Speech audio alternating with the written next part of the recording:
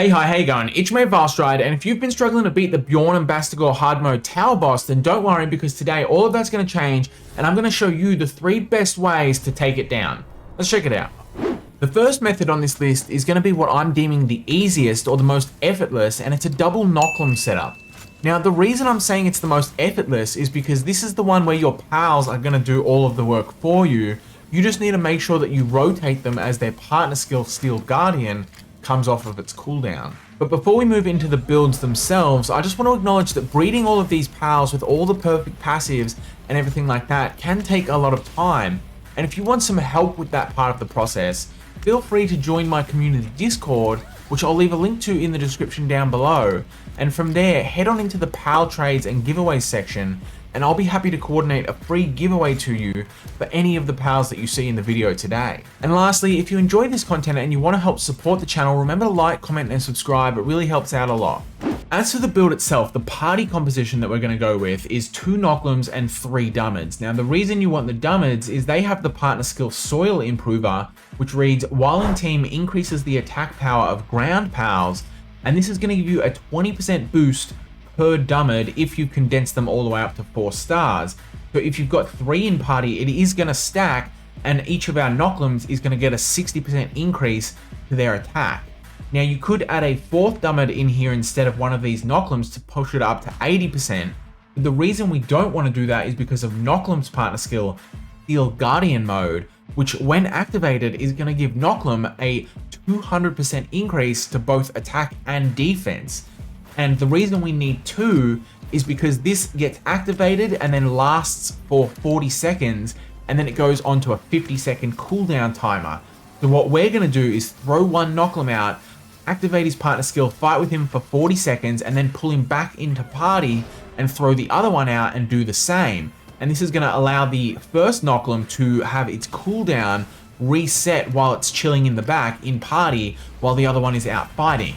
Now, you might have already thought, hey, we've got 40 seconds uptime and 50 seconds downtime. We are going to have a 10-second gap, and that is true, but it's not really that big of a deal. A 10-second gap could be covered by adding a 3rd Knocklem, but it's really not worth it just for that small amount of time. You're better off having the extra Dummid in here for a permanent 20% increase. The next thing we need to talk about is the setups for each of the pals. So for the Dummids, I like to give all of them the same passive skills, and the 2 that really matter are Stronghold Strategist and Vanguard. You want to make sure they each have these so that the player gets an extra 10% increase for each Dummid to both their defense and their attack. Now, as for the Knocklems, I like to use 2 different builds, but it doesn't make too much of a difference. This is just my personal preference to make it a little bit easier. So for the first Knocklem, I like to go for a more defensive build in Diamond Body, Legend, Demon God, and Vampiric. And the reason for this is the Knocklem that I like to throw out first, but there are a couple of NPCs when you first enter the fight. So I like this Knocklem to be a little bit more tanky because the DPS that he's going to take is just going to be a little bit higher. So he's going to be under a little bit more pressure than your second Knocklem, who's only going to come out once you've cleared the NPCs, presumably. And as for the active skills, I like to use the same skill set on both of them. There are some other combinations of skills that you could use, but the one I like to use is Airblade, Flame Funnel, and Rock Burst. Now, Airblade is interchangeable, but I would highly recommend you keep Flame Funnel and Rock Burst because these are going to be really high DPS moves, and the DPS is important not just for making sure you beat the timer, but the more damage your Knocklem does, the more health he's going to get back, and it's this passive here that is going to make sure the Knocklem stays alive throughout the extent of the fight. Now, as for the second Knocklem, the only thing I like to change is to, instead of Diamond Body, give him Serenity, which is just going to allow him to do a little more DPS. Now, it could be argued that this one is actually going to be tankier in the long run anyway, because of the combination between Serenity and Vampiric. So if he's going to do more damage, he's going to get more health back from Vampiric, and that might actually give him more sustainability. And that's probably true, though I haven't tested it in too much detail, but it doesn't really make too much of a difference. And the main goal of that first Knocklem is just to simply not die immediately. Don't die really fast if you get burst down by the Bastigor and all of the adds. So I've just stuck with the Diamond Body there, and really it's not going to make too much of a difference all around. Both of these are going to be able to get a clear around the 5-minute mark. Moving on to the second build, this next one is going to be a player damage setup that uses Feybreak for survivability. So by virtue of being a player damage strategy, this one isn't going to be quite as effortless as the Nochlin build because the player is going to have the aggro from the boss throughout most of the fight. But I would be tempted to call this one the safest of the builds because with this build, you're going to be able to regenerate so much health that it makes it a lot harder to just die because you pulled aggro for a couple of seconds and panicked. So the main idea behind this build is that we're taking advantage of Feybreak's partner skill Lifesteal, which reads, while fighting together, it grants the player and Feybreak the Lifesteal effect. And this is essentially going to do the same thing as the Vampiric passive skill and convert all of our damage into heals. And in case you're wondering why I've gone for Vampiric, even though Feybreak naturally has this effect as its partner skill, it's simply that it doubles up. So by having both, Feybreak is going to get double the life gain, which will help keep it alive longer throughout the fight, which is critical because if the Feybreak dies, then the player is more likely to die shortly afterwards because we'll have lost our source of heals. As for the remaining passives, I recommend Vanguard and Stronghold Strategist to increase the player's attack and defense, and for the last, I recommend Serenity, just so that Feybreak does a little more damage because again, the more damage Feybreak does, the more health it's going to regenerate through Vampiric and the Lifesteal partner skill. As for the rest of the party pals, we just want to stack 4 Gobfins because the player is going to get a 20% boost for each Gobfin in party thanks to their partner skill Angry Shark, and this is actually going to be 30% per Gobfin because once again we're running the passive skill Vanguard, which is going to increase the player's attack by an extra 10%. And the last thing I want to say about this build is that I do recommend running a weapon swap system using either the plasma cannon or the multi-guided missile launcher if you've got them, and the reason for this is twofold. Firstly, you want to clear out the early NPCs as fast as possible, so you don't want to spend time reloading here, you just want to burst them down and do all your reloading at once while you kite the boss. Once you've cleared out the NPCs, however, you want to go back to a normal shoot and reload pattern using just one of your weapons, but if you do get low on health, that's when you want to swap back to cycling through all of your weapons and doing a bunch of burst damage all at once, which is going to cause you to regain a burst of health at the same time.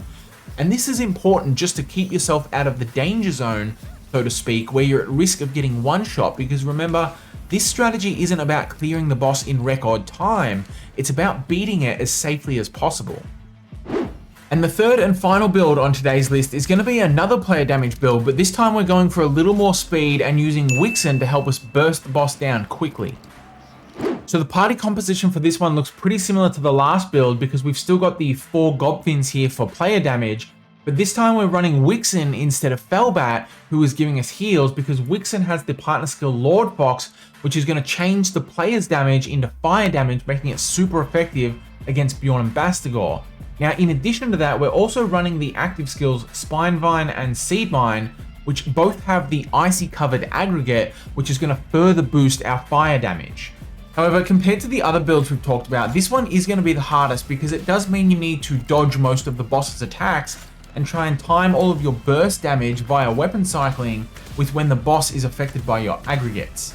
And for this strategy, I recommend you don't bring out your Wixen until you've killed all of the adds at the start because Wixen dies really easily if you don't have all of the aggro in the room. The upside, however, is that this build does have the highest potential for speed runs, and in fact, I think it actually holds the record so far for a takedown in just over a minute. But to get those kinds of numbers, you will need to be utilizing a full weapon swap strategy, not just swapping between the 4 weapon slots that you have, but also packing 20 or so plasma cannons in your inventory so that you can swap them in and out with your active weapons instead of reloading. But aside from the builds themselves, the last thing I want to do is give some pointers for dodging some of the boss's key attacks. And the trick to this fight is realizing that you don't need to just spam roll dodge like we're playing a Dark Souls game, though there will be plenty of need for that, but for many of the attacks you can simply walk away from them, and you want to use those opportunities to reload your weapons. So for example, you can usually always just walk out of the way of a Diamond Rain and a Wall Splash, but you will need to dodge out of the way of the Hydro Laser. At least I found you need to at least dodge twice to get ahead of it, and then you can walk away from it for the remainder. You will be able to just walk away from the Dark Wisp, but you'll need to use 1 or 2 roll dodges to fully avoid the water bubbles. That being said though, you don't need to dodge every attack, and the water bubbles are a good example of this. Sometimes it's better to just take a little bit of chip damage and keep up your DPS. The main 3 attacks that you want to ensure you fully dodge are Glacial Impact, Double Blizzard Spike, and Rock Lance. And of these, the first 2 are quite telegraphed, so it's really easy to dodge them, but you do need to make sure that you're keeping an eye on the boss so that you don't get caught off guard. And that's the 3 builds that we're checking out today, but if you've got other favorite builds that you prefer to use, let me know about them in the comments down below. But for now, thank you for watching. I'll catch you next time. Have a good one.